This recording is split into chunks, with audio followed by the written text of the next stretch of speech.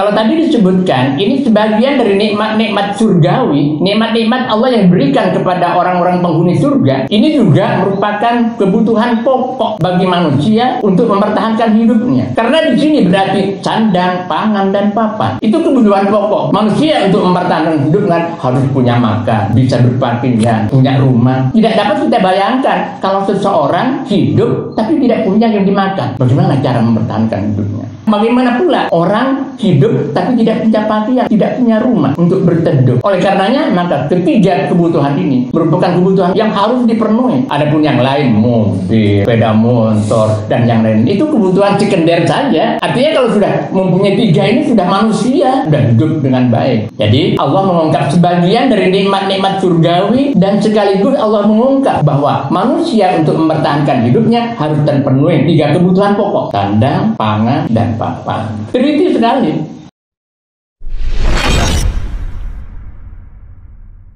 Bismillahirrahmanirrahim.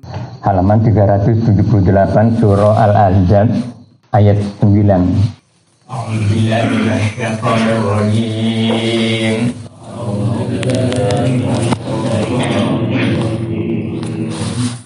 Bismillahirrahmanirrahim.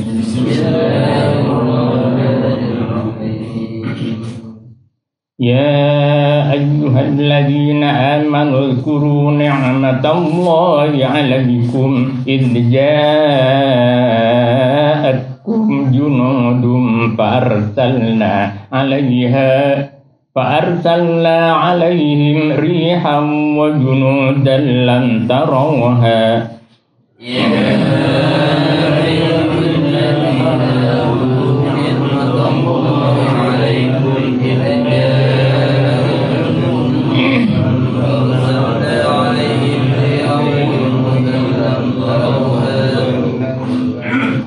Wa kana Allahu bima ta'maluna basira.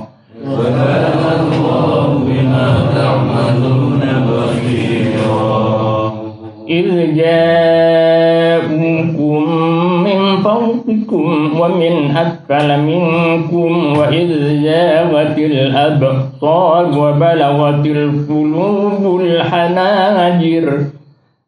إذ جاءوكم من فوقكم ومن أسفل منكم وإذ زاغت الأبصار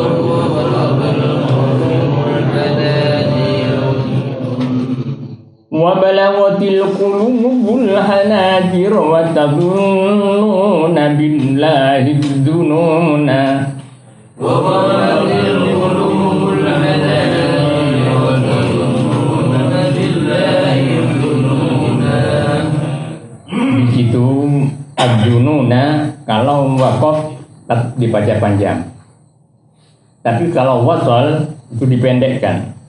Wa tadhunnuna billahi dzununa, itu waqaf. Tapi kalau wasal itu dibaca pendek.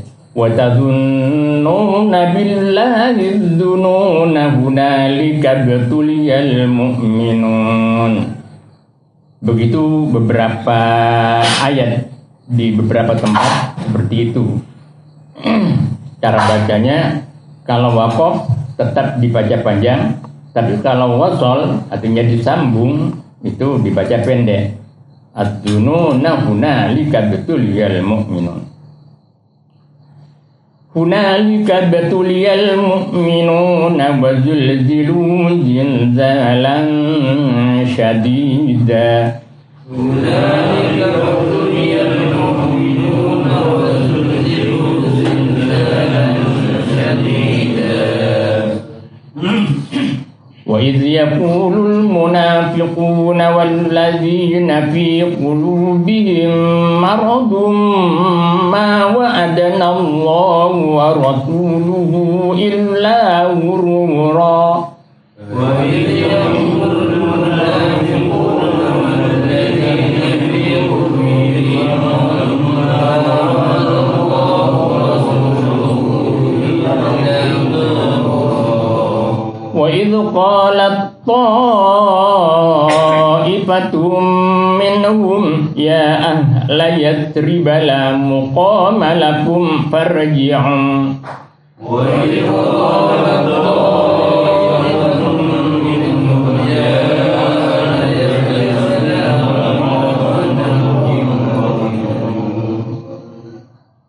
itu ada idgham mutaqarriban antara ta dan to.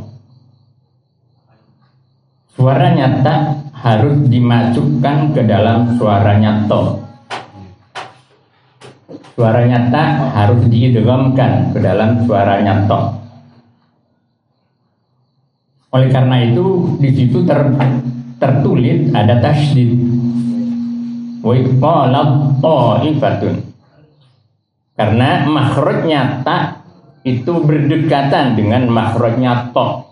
Saya ulangi lagi, makhrajnya ta itu berdekatan dengan makhrajnya to. Kalau hurufnya sama itu bukan mutaqarriban tapi mutamathilan, sama-sama. Wa ismalat ta'ifatun. Sekali lagi di situ ada ditandai tasydid, artinya suaranya to digabung ke dalam suaranya po. Jadi langsung mencucung. Wa qalam ta'ifatun. Kita lanjutkan. Wa yasta'dinu fariqum minhumun nabiyya yaquluna inna buyutana awrah. Wa yasta'dinu minhumun nabiyya yaquluna inna buyutana awrah. Wa ma hiya bi'awrah in yuriduna illa firara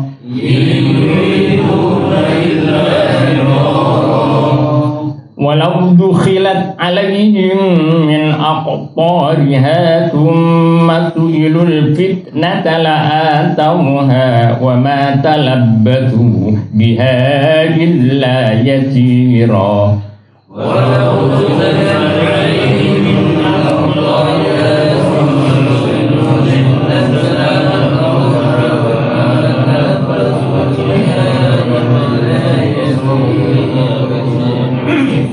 walaqad kanu ahadullah min qablu la yuwalluna al-adbar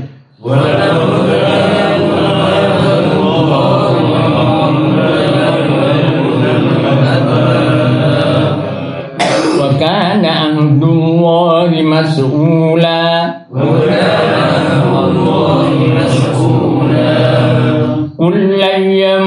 fa'akumul firaru in farartum minal mauti awil qatli wa idan la tumatta'una illa qalila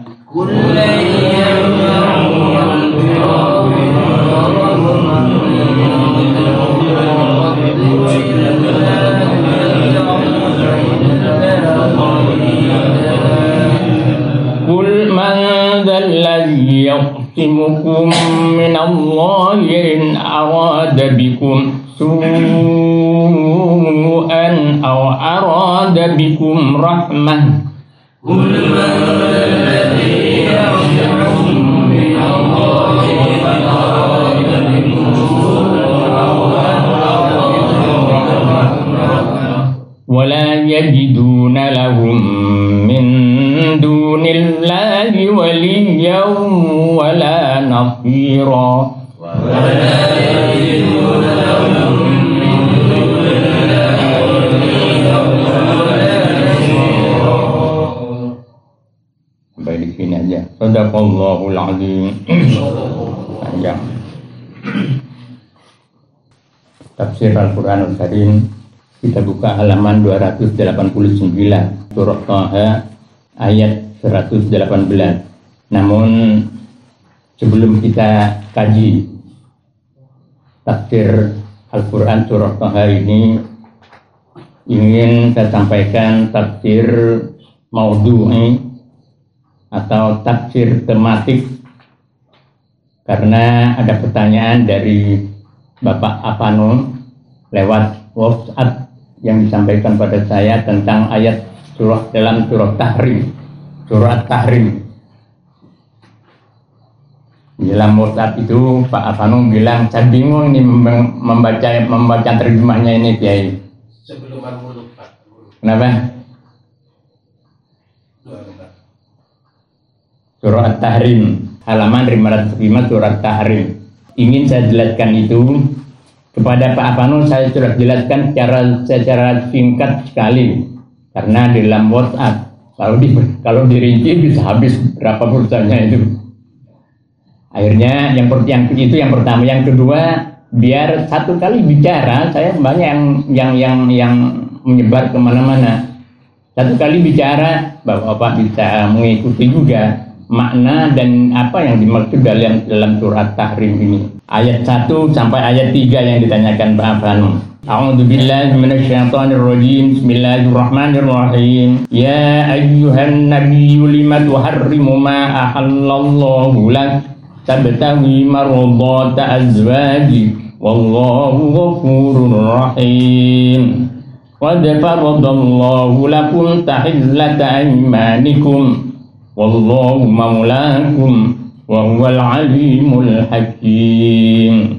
Wa id asarran nabiyyu ila ba'di azwajihi haditha falamma nabba'at bihi wa azharahu Allahu alayhi arrafa ba'dahu wa a'rada 'an ba'd falamma nabba'aha bihi qalat man anba'aka hadha qala nabba'ani al-'alimul khabir. Surah ini namanya yang tercantum dalam Al-Quran, dalam mushaf Al-Quran diberi nama surah At-Tahrim. At-Tahrim itu akar kata sama dengan tuharrimu. Jadi harroma yuharrimu tahriman. Jadi berasal dari kata haram. Haram itu artinya sesuatu yang mulia. Masjidil Haram, masjid yang mulia. Al-Ashhurul Hurum, bulan-bulan yang mulia. Karena kemuliaan, maka kemudian ada aturan-aturan yang perlu diperhatikan di situ. Sesuatu yang memiliki nilai mulia, di situ pasti ada aturan-aturan yang harus diperhatikan. Di Masjidil Haram, bulan-bulan haram, haram berperang, haram membunuh pada bulan-bulan itu. Ada 4 bulan yang diharamkan oleh Allah. Al-Ashhurul Hurum, bulan Rajab, bulan Dzulqa'dah, bulan Dzulhijjah, bulan Muharram. Jadi yang 3 itu berurutan, kemudian yang 1 terpencil, yaitu bulan Rajab. Bulan Rajab, bulan Dzulqa'dah, bulan Dzulhijjah, bulan Muharram. Itu 4 bulan haram. Nah, di situ ada aturan-aturan yang tidak boleh dilanggar dan harus diperhatikan. At-Tahrim juga begitu. Yang dipertanyakan, masa Rasulullah itu mengharamkan sesuatu yang dihalalkan oleh Allah? Kan nggak mungkin. Ya memang betul begitu. Inilah Bapak surah yang menegur Rasulullah. Rasulullah di dalam beberapa tempat dalam Al-Quran ditegur oleh Allah Subhanahu wa Ta'ala. Ditegur. Kenapa ditegur? Karena Allah tidak menghendaki sesuatu itu kemudian ditutup-tutupi dalam keadaan Rasulullah sebagai posisinya harus menjadi teladan, harus dicontoh dan diteladani oleh umatnya. Kalau ada sesuatu yang ditutupi, maka kemudian tidak sempurnalah keteladanan itu yang diberikan oleh Rasulullah. Jadi begitu Rasulullah ada yang kurang, ditegur oleh Allah Subhanahu wa Ta'ala. Termasuk dalam surah At-Tahrim ini. Ini berkaitan dengan rumah tangga Rasulullah. Sensitif sekali ketika kita berbicara tentang rumah tangga Rasulullah. Ya biasa, perempuan itu kan suka cemburu. Suka cemburu di mana-mana. Sampai pada istri Rasulullah juga cemburu. Oleh karenanya ayat ini disebut di sini, ya ayyuhan nabi, wahai nabi. Nah, nama surat ini At-Tahrim, tapi ada ulama yang mengatakan surat ini diberi nama An-Nabi. Jadi surah An-Nabi karena ayat mengikuti pada ayat yang pertama, ya ayyuhan nabi. Ada yang memberi nama surat Allah Tuharrim, Al-5 tuharrimu. Jadi ini At-Tahrim pertama. At-Tahrim. Kemudian Al-5 tuharrimu, kemudian An-Nabi. Jadi namanya bukan hanya Tahrim, tapi yang paling populer nama itu adalah surah Tahrim. Ya ayyuhan nabiyyu, wahai nabi, lima tuharrimu, kenapa engkau mengharamkan ma terhadap sesuatu ahallallahu laka, yang menghalalkan Allah kepada engkau. Ketika seperti itu, maka kita harus tahu pada asbabun nuzul, sebab turunnya ayat. Jadi bingung beneran kalau memang kita tidak tahu terhadap sebab-sebab turunnya ayat ini. Kenapa ayat ini turun? Karena Nabi itu kan punya istri lebih dari satu. Nah, ternyata apa yang ditekan Pak Apano ini banyak sekali rentetannya. Kenapa misalnya Rasulullah beristri banyak, sedang umatnya dibatasi hanya 4? Itu bahasan yang lebih yang panjang sekali. Biasa karena istrinya lebih dari satu, Rasulullah menggilir. Hari ini di istri yang pertama, kemudian yang berikutnya sampai 9. Pada gilirannya Siti Hafsah, Khalifah al-Rasyidin yang ke-4, Abu Bakar, Umar, Utsman dan Ali. Yang 2 menjadi mertua Nabi, yang 2 menjadi menantu Nabi. Yang menjadi mertua Nabi adalah Khalifah Abu Bakar, ini mertua Nabi, dengan putrinya nama Siti Aisyah. Di Siti Aisyah ini putranya sahabat Abu Bakar, putrinya dan Abu Bakar. Kemudian Sayyidina Umar, ini menjadi mertua Nabi dengan putrinya Sayyidina Umar yang bernama Hafsah. Nah, sedang Sayyidina Utsman bin Ali ini menantu Nabi. Jadi yang 2 di antara Khulafaur Rasyidin itu menjadi mertua Nabi, kemudian yang 2 orang menjadi menantu Nabi. Sayyidina Utsman ini malah Dzulnurain. Jadi putri Rasulullah yang pertama wafat, kemudian menikah lagi dengan saudaranya kita Rasulullah. Jadi Dzulnurain Sayyidina Utsman. Kalau Sayyidina Ali dengan putri Rasulullah yang bernama Sayyidah Fatimah radhiyallahu anha. Jadi sekali lagi di antara 4 Khulafaur Rasyidin ini, yang 2 ini menjadi mertua Nabi, yang 2 menjadi menantu Nabi. Nah, sampai pada gilirannya Siti Hafsah. Nah, Siti Hafsah ini pamit pada Rasulullah. Rasulullah, saya ingin sambang ayah dan ibu. Artinya mau lihat Sayyidina Umar dan uminya. Akhirnya diizinkan oleh Rasulullah SAW. Setelah diizinkan, kemudian tahu-tahu Rasulullah itu memanggil jariyah, budak yang diberikan oleh Mekaukis, Raja Mesir pada waktu itu. Jadi dihadiahkan budak oleh Raja Mekaukis ini, Raja Mesir, kepada Rasulullah, namanya Mariyatul Qibtiyah. Nah, setelah Siti Hafsah pergi, datang ke rumahnya Sayyidina Umar untuk sambang keluarga, untuk melihat ayahnya, melihat ibunya. Nah, kemudian Rasulullah itu memanggil jariyah ini, budak ini dipanggil ke rumahnya Siti Hafsah. Sampai di situ kemudian ya wallahu a'lam seperti apa. Yang jelas setelah Siti Hafsah kembali ke rumahnya, pintu ini terkunci. Akhirnya Siti Hafsah duduk di depan pintu sambil menangis, dan Rasulullah membuka pintu itu dalam keadaan keringetan. Akhirnya Siti Hafsah ini ya mungkin karena Sayyidina Umar itu keras, Siti Hafsah juga keras. Oh pantes saya diberi izin oleh sampean untuk sambang keluarga. Ternyata ini tujuannya. Sampai marah-marah begitu Siti Hafsah.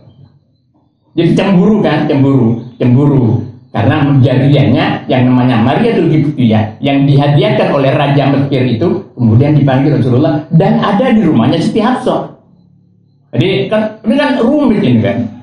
Jadi betapa gejolaknya masyarakat pada waktu itu di Madinah ketika terjadi seperti itu. Oleh karenanya Rasulullah kemudian berjanji, ya sudah, saya tidak akan mengulangi lagi perbuatan ini.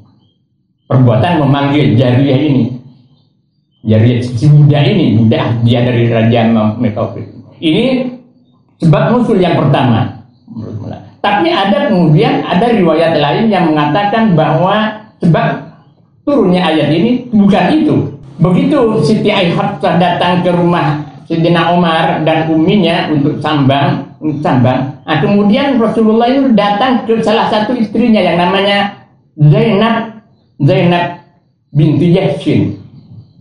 Zainab binti Yahsin ini istri Rasulullah yang diambil dari istri anak angkatnya. Jadi Rasulullah itu punya anak angkat namanya Zaid bin Harithah. Tanya mengembang kemana-mana deh Pak Pano. Iya, Abulit. Iya.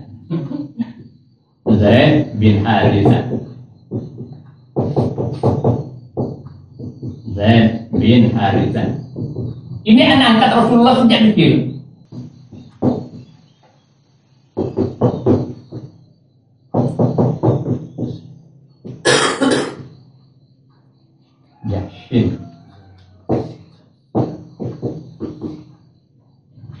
Nah, Zainab binti Yashin ini sepupu dengan Rasulullah.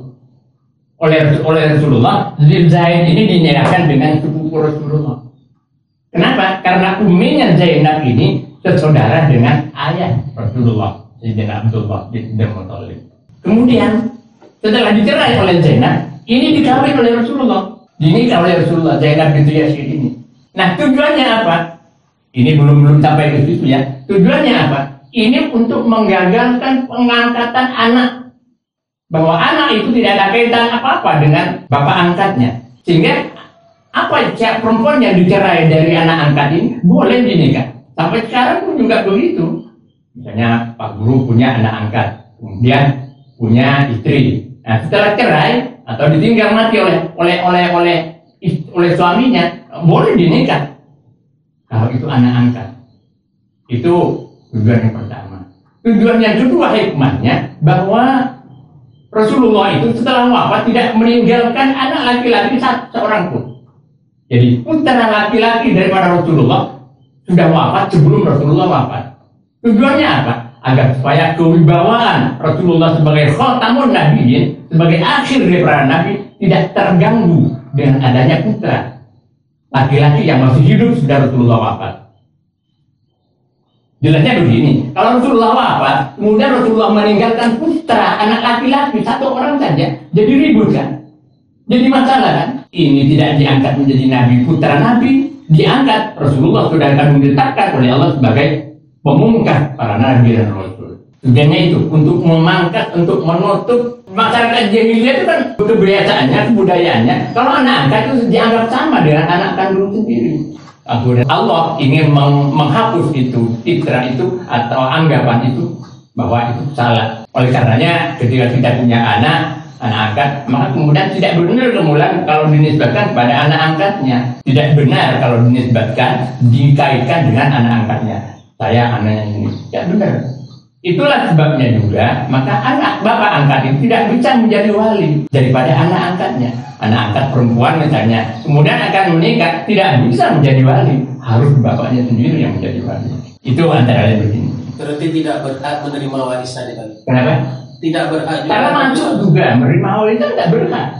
Tidak berhak. Nah, cuman di Indonesia ini sudah direkayasa sedemikian rupa, didaftarkan ke pengadilan, kemudian diakui sebagai anak sendiri, kemudian mendapatkan kalau dari hukum formal Indonesia dapat waris.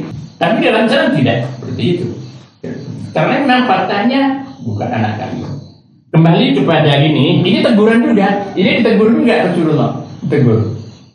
Karena Rasulullah menyembunyikan sesuatu di dalam batinnya.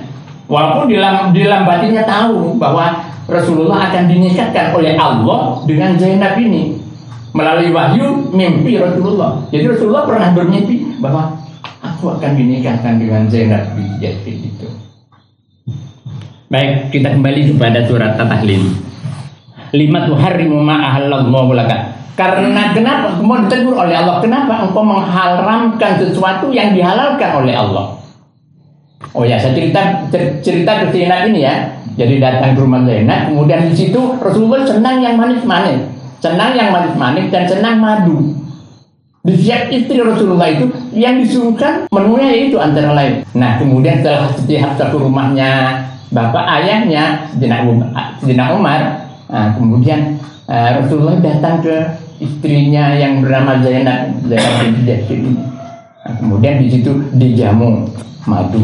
Nah, setelah seperti itu, setelah datang pada Siti Hafsah, nah, kemudian setiap itu nyindir.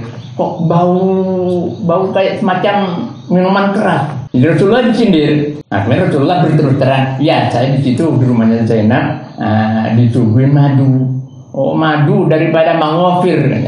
Jadi pohon mangofir itu adalah satu pohon yang bergetah, tapi getahnya manis. Nah, kemudian diolah, kemudian dicampur dengan madu. Jadi seolah-olah Rasulullah dituduh oleh Siti Hafsah itu makan minuman keras. Minuman keras. Akhirnya Rasulullah bersumpah dalam artian tidak akan mengulangi lagi, baik menurut sebab nusul yang pertama, berhubungan dengan budaknya itu, maupun minum madu. Nah, ini yang ditegur oleh Allah. Kenapa engkau mengharamkan sesuatu yang dihalalkan oleh Allah?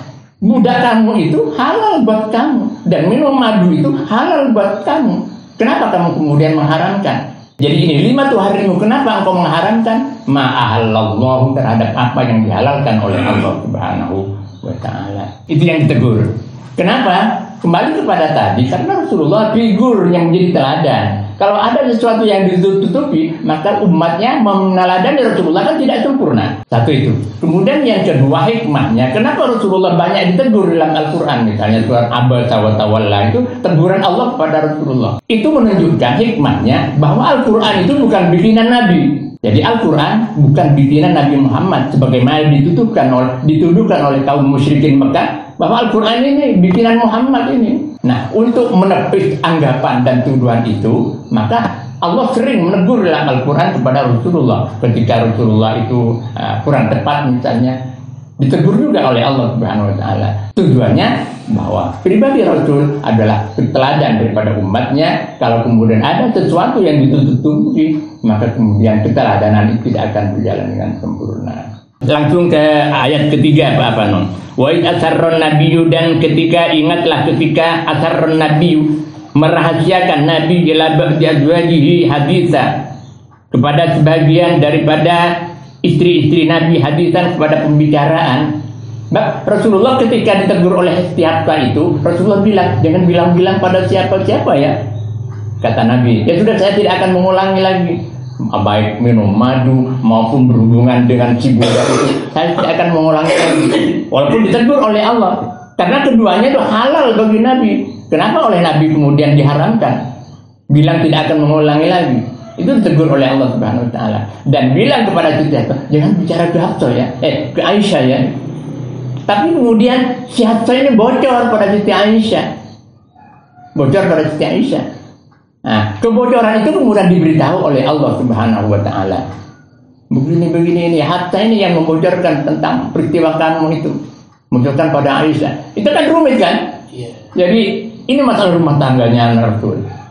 Falamma nabbat bihi, maka ketika memberitakan Siti Hafsah bihi, dengan berita itu, wa azharahullahu alaihi, dan menampakkan Allah kepada berita itu, arwafa ba'dahu, mengakui atau menjelaskan Nabi kepada sebagian, wa a'radu an ba'din, dan mengabaikan terhadap sebagian. Jadi apa yang diberitakan oleh Allah itu disampaikan kepada Hafsah. Siti Hafsah tanya, tahu dari siapa ini? Kalau saya menyampaikan membocorkan pada Aisyah, Allah yang beritahu kepadaku. Jawaban Nabi. Di situ disebutkan arrafa ba'dahu, memberitahukan ba'dahu, sebagian dari berita yang disampaikan oleh Allah, wa a'rada an ba'din, dan mengabaikan sebagian berita itu yang disampaikan oleh Allah, tidak disampaikan kepada Siti Hafsah. Apa sebagian yang tidak disampaikan itu? Yang sebagian yang disampaikan oleh Allah tapi tidak disampaikan oleh Nabi kepada Siti Hafsah adalah bahwa Abu Bakar dan Umar itu akan diangkat menjadi Khulafaur Rasyidin, pengganti Rasulullah setelah Rasulullah wafat. Itu tidak disampaikan pada Siti Hafsah agar supaya tidak goncang keadaan situasi. Sudah goncang masalah rumah tangga Nabi, kalau kemudian berita itu disampaikan juga pada Siti Hafsah, akan menjadi runyam kan di antara para sahabat-sahabat, pembesar sahabat yang lain. Nah itulah Pak Afano dan bapak-bapak yang lain, situasi dan suasana rumah tangga Rasulullah Sallallahu Alaihi Wasallam. Jadi rupanya mau ngalah Rasulullah. Ya sudah, saya tidak mengulangi lagi itu. Jadi seharusnya tidak usah menyampaikan itu ya. Iya. Nah, itu yang ditegur oleh Allah. Kenapa kamu mengharamkan sesuatu yang dihalalkan oleh Allah? Pada minum madu itu dihalalkan oleh Allah, dan menggauli budak yang diberikan oleh, yang dihadakan oleh Raja Mekah itu juga halal buat kamu. Dulu pada zaman perbudakan seperti itu. Di Al-Quran juga masih diabadikan itu. Paham ya? Ya. Jadi itu sebabnya. Tidak usah bingung sekarang. Memang kelihatannya bingung. Berarti Rasulullah itu mengharamkan sesuatu yang memang oleh Allah dihalalkan. Kan tambung berarti. Padahal jauh dari sifat itu. Masih ada pertanyaan? Cukup. Kalau cukup, mari kita kembali kepada surah Thaha, Surah Thaha halaman 289 ayat 117 kita ulangi. A'udzubillahi minasyaitonirrajim. Bismillahirrahmanirrahim. Alhamdulillahirabbil alamin wassalatu wassalamu ala asyrofil mursalin sayyidina Muhammad wa ala alihi wa sahbihi ajma'in. Fa inna afdhalal hadithi kitabullah wa khairul hadi hadi Muhammadin sallallahu alaihi wasallam wa syarrul umuri muhdatsatuha wa kullu muhdatsatin bid'ah wa kullu bid'atin dhalalah wa kullu dhalalatin finnar. A'udzubillahi minasyaitonir rajim. Fa qulna ya adamu inna hadha aduwwun laka wa li zawjika fala jannakuma minal jannati wa tashqa inna laka alla tajua fiha wa la ta'ra wa annaka la tawma'u fiha wa la tabha fawaswasa ilaihi syaitanu qala ya adamu hal adulluka ala syajaratil khuldi wa mulkin la yabla. Fakulna maka berkata kami, artinya berfirman kami, kata Allah firmannya, ya Adamu wahai Adam, inna hadza aduwwun laka, inna hadza sesungguhnya iblis ini aduwwun yaitu musuh laka bagi kamu, wali zaujika dan bagi istrimu. Setelah iblis malaikat bersujud, iblis tidak mau dan enggan bersujud kepada Nabi Adam, maka kemudian Allah menyatakan kepada Nabi Adam bahwa iblis ini adalah musuh buat kamu dan buat istrimu. Fala yukhrijannakuma, maka sekali-kali janganlah sampai keduanya, janganlah sampai iblis mengeluarkan kepada kalian berdua minal jannati dari surga, fatasqa, maka akibatnya kalau kamu keluar dari surga, fatasqa akan menderita. Lagi-lagi ini skenario Allah Subhanahu wa taala, karena dari awal memang Allah menciptakan Adam itu untuk diturunkan ke bumi, menjadi petugas Allah di bumi untuk memakmurkan bumi dan membuat kemaslahatan. Adapun kemudian terjadi seperti ini lantaran saja yang dibuat oleh Allah, skenario yang dibuat oleh Allah Subhanahu wa taala agar punya alasan Nabi Adam dikeluarkan dari surga, diturunkan ke bumi. Fatasqa, kalau engkau keluar dari surga maka engkau akan menderita. Innalaka alla tajua fiha wa la ta'ra. Ayat ini dan beberapa ayat berikutnya itu menjelaskan tentang sebagian dari nikmat-nikmat Allah yang diberikan oleh Allah kepada kaum yang beriman, kaum yang bertakwa di surga, bagian dari nikmat-nikmat surga. Innalaka alla tajua, inna sesungguhnya laka bagi kamu Adam, alla tajua, tidak akan lapar fiha di dalam surga, wala ta'ra, dan tidak akan telanjang. Kamu kalau tetap di surga, di situ kamu tidak akan kelaparan karena makanan sudah disediakan oleh Allah. Wala ta'ra, dan tidak akan telanjang karena pakaian sudah disiapkan oleh Allah di surga. Artinya semua kebutuhan kamu di surga akan disiapkan. Wa annaka la tadma'u fiha wa la tabha, wa annaka, dan sungguhnya engkau Adam la tadma'u, tidak akan haus fiha di dalam surga, wa la tabha, dan tidak akan kepanasan di surga karena tidak perlu kerja di situ, semuanya sudah disiapkan oleh Allah Subhanahu wa taala. Makanan, minuman, pakaian sudah disiapkan oleh Allah Subhanahu wa taala. Jadi yang pertama tidak akan lapar, yang kedua tidak akan telanjang, yang ketiga tidak akan haus, yang keempat tidak akan kepanasan. Teliti sekali Allah dalam ayat ini. Kalau tadi disebutkan ini sebagian dari nikmat-nikmat surgawi, nikmat-nikmat Allah yang diberikan kepada orang-orang penghuni surga, ini juga merupakan kebutuhan pokok bagi manusia untuk mempertahankan hidupnya. Karena di sini berarti sandang, pangan, dan papan. Itu kebutuhan pokok, kebutuhan primer. Manusia untuk mempertahankan hidup harus punya makan, harus bisa berpakaian, harus bisa punya rumah. Jadi sandang, pangan, dan papan itu merupakan kebutuhan pokok bagi manusia ketika manusia ingin mempertahankan hidupnya. Tidak dapat kita bayangkan kalau seseorang hidup tapi tidak punya yang dimakan. Bagaimana cara mempertahankan hidupnya? Bagaimana pula orang hidup tapi tidak punya pakaian untuk menutup dari dingin dan sebagainya. Orang hidup tapi tidak punya rumah untuk berteduh kalau malam untuk istirahat dan sebagainya. Oleh karenanya maka ketiga kebutuhan ini merupakan kebutuhan primer, merupakan kebutuhan pokok yang harus dipenuhi Adapun yang lain, mobil, sepeda motor, dan yang lain, itu kebutuhan sekunder saja. Artinya kalau sudah mempunyai 3 ini sudah manusia. Punya sandang ada, pangan juga ada, kemudian rumah ada. Itu sudah manusia, sudah hidup dengan baik. Nah, untuk lebih baiknya, maka ada kebutuhan sekunder yang harus kita peroleh, harus kita dapatkan. Jadi apa yang diungkap oleh Allah itu, Allah mengungkap sebagian dari nikmat-nikmat surgawi, dan sekaligus Allah mengungkap bahwa manusia untuk mempertahankan hidupnya harus terpenuhi 3 kebutuhan pokok: sandang, pangan, dan papan. Teliti sekali. Nah, kemudian bagaimana sikap iblis ketika Allah menyikapi keadaan seperti itu, memberi nasihat kepada Adam? Fawaswasalaihi syaitanu, maka kemudian membisikkan ilaihi kepada Adam asyaitanu. Siapa yang membisikkan? Asyaiton, setan ini anak buahnya iblis. Qala, berkata setan, ya Adam, wahai Adam, hal adulluka, maukah aku tunjukkan kepada engkau ala syajaratil khuldi, kepada pohon kekekalan. Syajarah itu pohon, al-khuldi kekekalan. Artinya kalau makan pohon ini, kamu kekal di surga, tidak akan dikeluarkan. Ini azan setan. Di awal Allah sudah mengingatkan bahwa awas Adam, iblis ini musuh engkau dan istri kamu. Setelah Allah memberi nasihat Adam, jangan sampai setan atau iblis ini mengeluarkan engkau dari surga.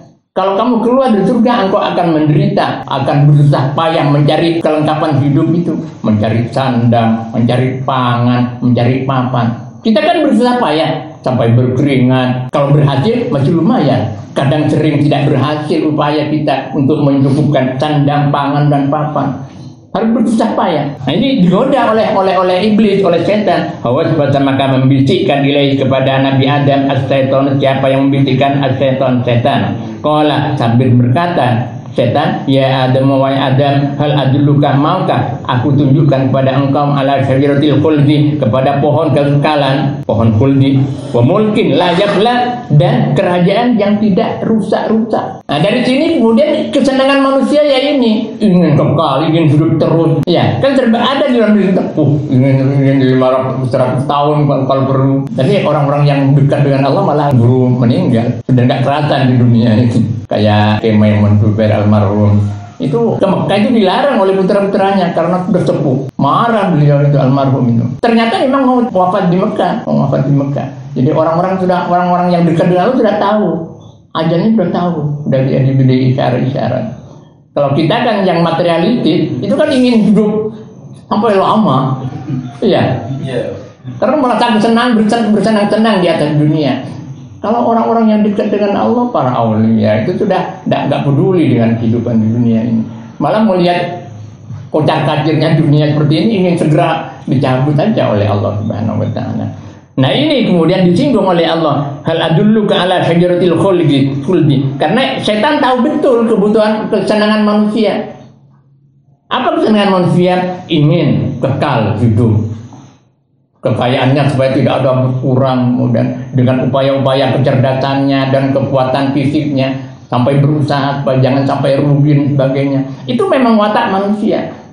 Nah, kemudian kerajaan artinya singgasana, kekuasaan. Itu tahu betul setan itu. Kemudian ini yang dibisikkan kepada Adam. Kamu kalau makan ini pasti kekal di surga, tidak akan dikeluarkan oleh Allah. Ini rayuan setan. Nah, kita sering kan begitu. Coba kita introspeksi secara jujur saja, kan sering.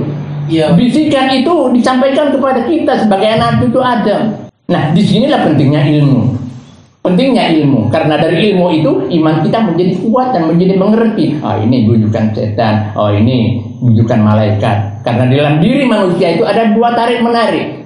Tarik menarik antara kekuatan setan dan kekuatan malaikat. Satu contoh misalnya, tadi subuh as-salatu khairum minan naum. Ini ada tarik menarik kan? Iya. Jujur saja ada tarik menarik. Nah, mana yang kuat? Apakah tarikan malaikat atau tarikan setan? Nah, disinilah kemudian bisikan-bisikan itu perlu kita waspadai. Karena dari awal Allah sudah mengingatkan, awas, iblis ini musuh kamu dan juga musuh istrimu. Berhati-hatilah. Jadi walaupun dengan ridho Allah kemudian Nabi Adam dikeluarkan ke bumi untuk memakmurkan bumi dan membuat kemaslahatan, maka pesan yang selalu diwanti-wanti oleh Allah, ingat bahwa setan dan iblis itu selamanya akan menjadi musuh engkau. Berhati-hati. Nah, kita juga perlu seperti itu. Fa'akala minha, maka kemudian Nabi Adam dan istrinya makan buah huldi itu. Ada punya challenge gitu. Karena rayuan iblis kemudian, kalau makan ini kamu kekal di surga, tidak akan dikeluarkan. Tapi ternyata Allah kemudian berkenan mengeluarkan Nabi Adam dan Ibu Hawa dari surga gara-gara pelanggaran itu. Pelanggaran yang dilakukan oleh Nabi Adam itu bukan maksiat bagaimana yang kemarin disampaikan, tapi kurang utama. Karena sesuatu hal yang kecil bila dilakukan oleh orang besar, maka kemudian besar dampaknya. Fakala minha wallahu a'lam bishawab. Kalamun qadimun la yamullu sama'uhu tanazzaha an qawlin wa fi'lin wa niyyati bihi astafi min kulli da'in wa nuruhu dalilun li qalbi 'inda jahli wa ghairati faya rabbi mati'ni bi sirri hurufi wa nawwir bihi qalbi wa sam'i wa muqlati wa salli wa sallim ya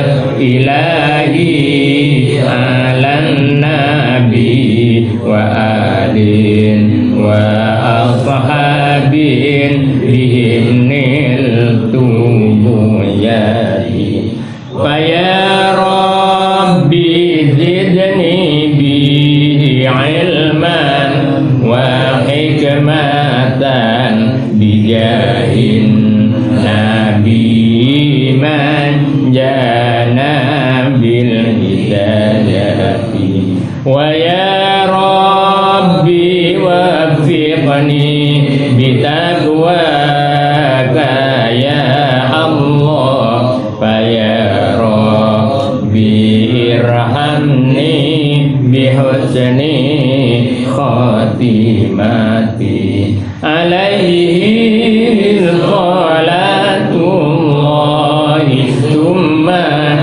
salamuhu wa alin wa ashabin bihim niltu hajati.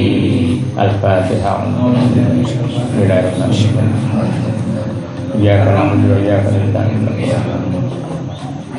alhamdulillah itu sudah ada sumbangan dari Pak Haji Munir tempat Al-Quran. Terima kasih Pak Haji Munir. Mudah-mudahan jadi amal jariah. Dan kepada yang lain barangkali bisa membuat dampar misalnya daripada di bangku. Ada sumbangan. Itu ada Pak Maisuri itu buatnya ada. Nah, kalau ada ya kalau bisa yang dari aluminium itu. Syaratnya pakai triplek aja. Jadi rangkanya yang praktis seperti ini. Kenapa? Yang praktis seperti ini. Oh iya bisa. Itu Pak tukang yang belakang gereja itu yang buat itu. Ya, oke. Allahumma sholli ala Muhammad ya Rabbi sholli alaihi wa sallim. Allahumma sholli ala Muhammad ya Rabbi sholli alaihi wa sallim. Allahumma sholli ala Muhammad ya Rabbi sholli alaihi wa sallim. Allahumma sholli ala Muhammad ya Rabbi sholli alaihi wa sallim. Allahumma sholli ala Muhammad ya Rabbi sholli alaihi